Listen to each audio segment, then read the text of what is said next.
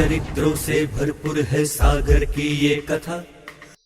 શ્રી હરિભક્તોને માટે અગણિત સુખની વૃષ્ટિ કરવા મનોહર ચરિત્ર કરતા રહે છે.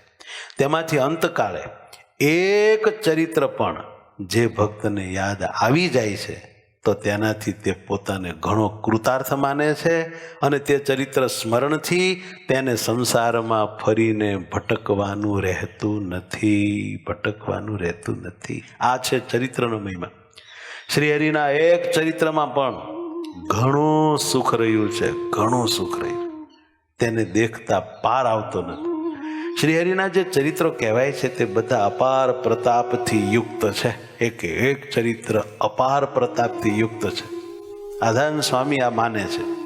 કોઈ ભક્તને એકાદ ચરિત્રનો પણ રંગ જેમ છે તેમ જો લાગી જાય ને તો તે ત્રિલોકીની સંપત્તિનો પણ મળની માફક ત્યાગ કરી દેશે.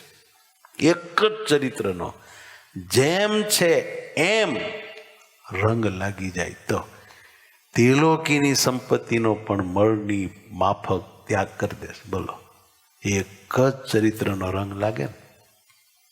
કેટલાક ભગવાનના દાંત જોઈને સાધુ થઈ ગયા, કેટલાક ભગવાનની ચાલ જોઈને સાધુ થઈ ગયા, કેટલાક ભગવાનનું લટકું જોઈને સાધુ થઈ ગયા. આ એક જ ચરિત્રમાં એણે બધું ઉડાડી દીધું ભગવાન સિવાયનું.